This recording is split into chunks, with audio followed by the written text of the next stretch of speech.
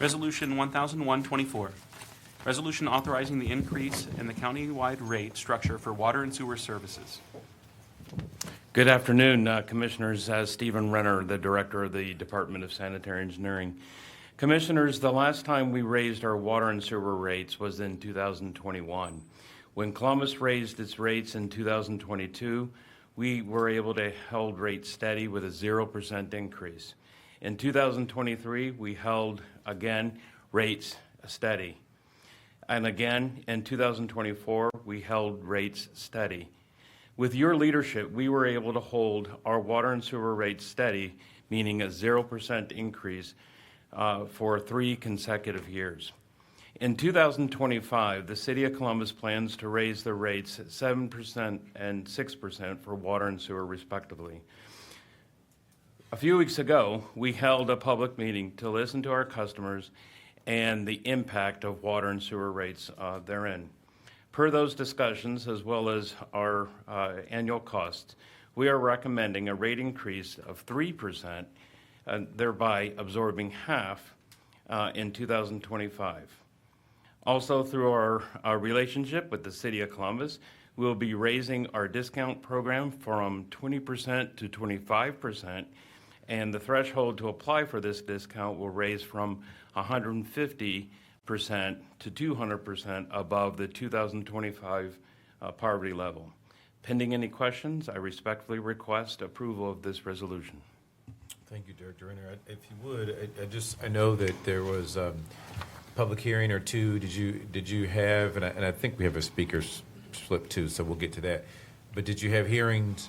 And tell us a little bit about the hearings, and then I know the 3% that we're at wasn't the initial proposed rate, and so I just want to make sure I understand, is that based on feedback you've gotten from the residents and the public, and maybe talk about how that fits into the debt service formula that we've got for the debt on those systems in the region?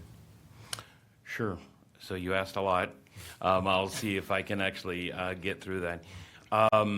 Commissioner, we did hold a public meeting, a hearing about what is the landscape about water and sewer rates, not just the impact for our department, but also the greater impact in Central Ohio.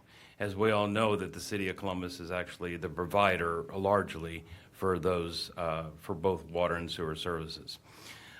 We also talked about the impact to our department, for such as on the operations side, 57 cents of every dollar that we receive on the water side goes to pay for the cost of water.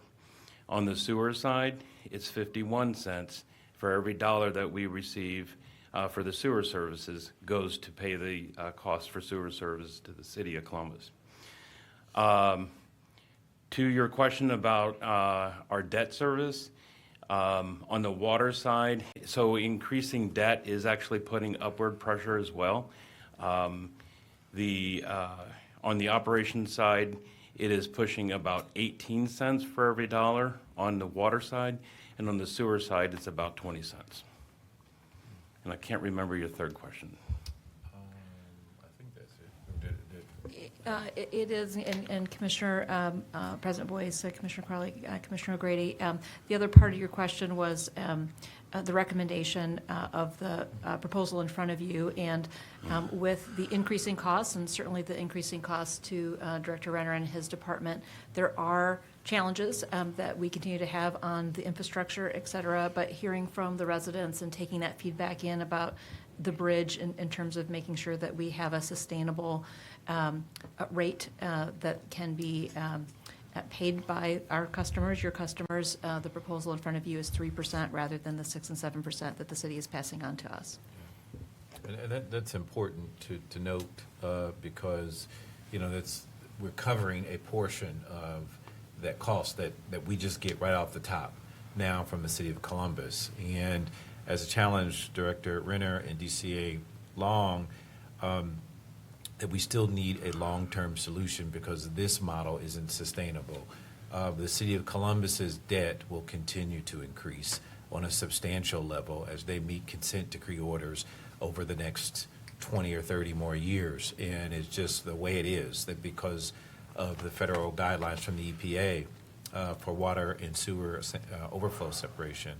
That being said, we can't just absorb that cost as a county long term. And so what this does is it slows down that pass through or that pass on of that increase to the folks that we do serve, but ultimately that is going to meet the cost of what we're charged and what is passed on to the public based on the City of Columbus rates to which we buy the water and sewer services from.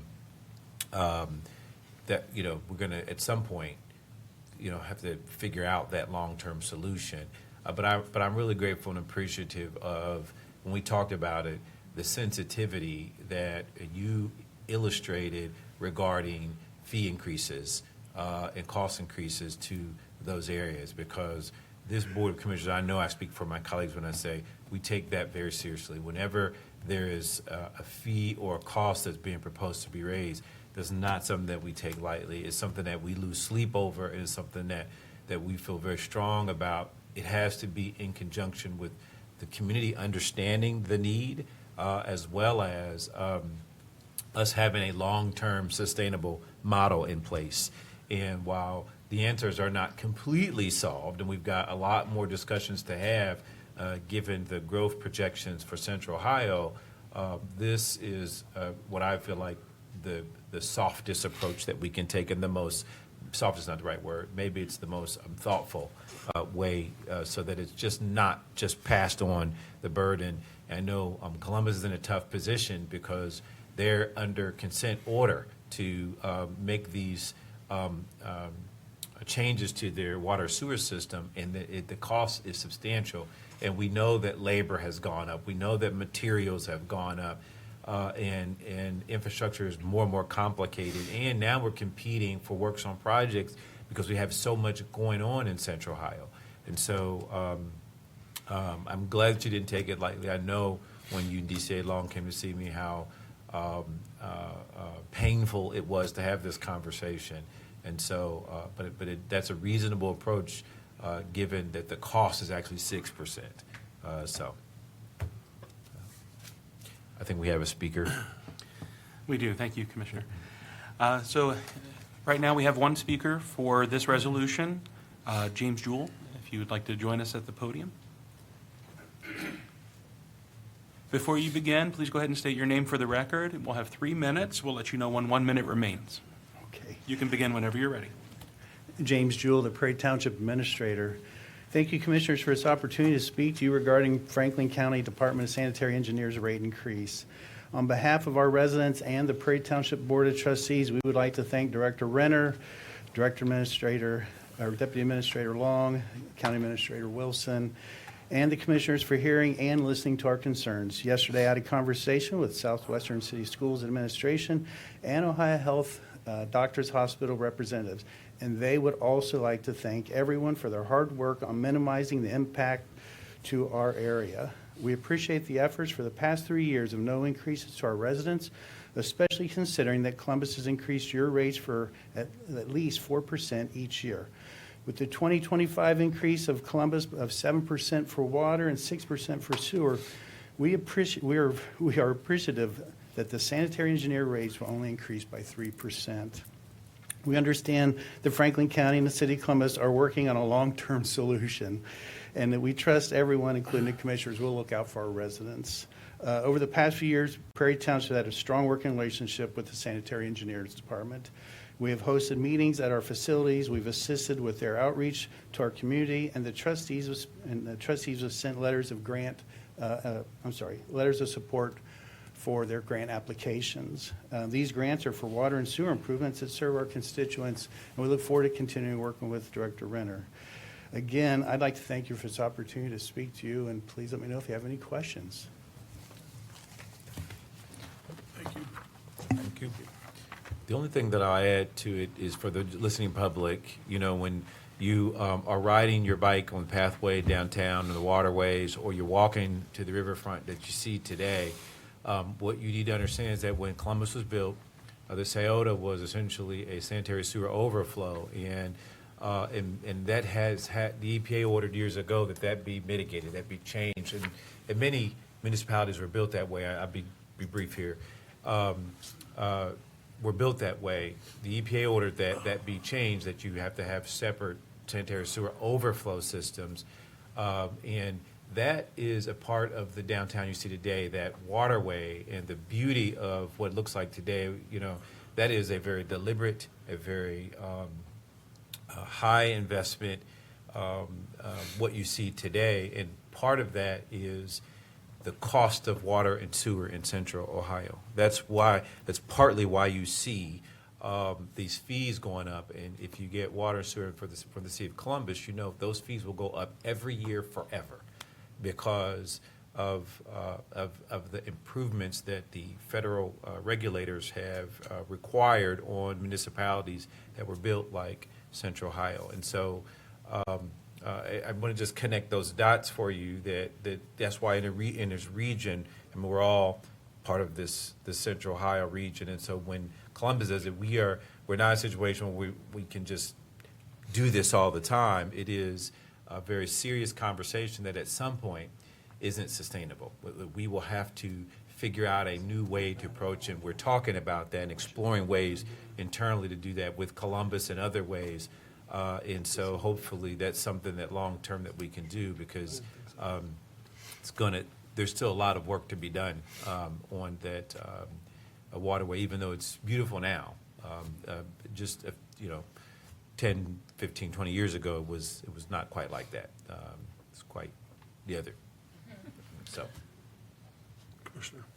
please, Commissioner Grady, please. So, I appreciate Administrator Jewell, I appreciate you being here. And Stephen, thank you for all the hard work you put in. And, when Commissioner Boyce says that we take this stuff seriously, we do. I am the commissioner that lives in a township, and, I take these things pretty seriously because it impacts me directly, my wife and I directly, and my neighbors, more importantly, the folks that live in my neighborhood, very, very directly. So we do take these things very, very seriously. So if there are no further comments or questions, I will move approval of Resolution 1001-24. Second. Moved and seconded voting. Commissioner O'Grady? Yes. Commissioner Crawley? Yes. Commissioner Boyce? Yes. Resolution 1001-24 has been adopted. Thank you, Commissioners. And I want to say thank you to the trustee for coming down and sharing your thoughts with us.